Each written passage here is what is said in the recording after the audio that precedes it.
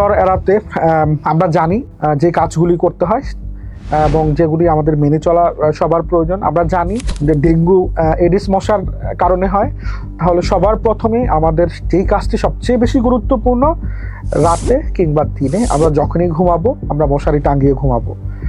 এছাড়া মশার কামড় থেকে বাঁচার জন্য আমরা বিভিন্ন ধরনের ক্রিম লাগাবো।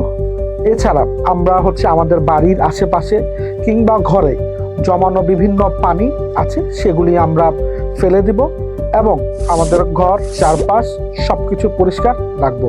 তাহলেই আমরা ডেঙ্গু মশার আক্রমণ থেকে আমরা রক্ষা পাবো।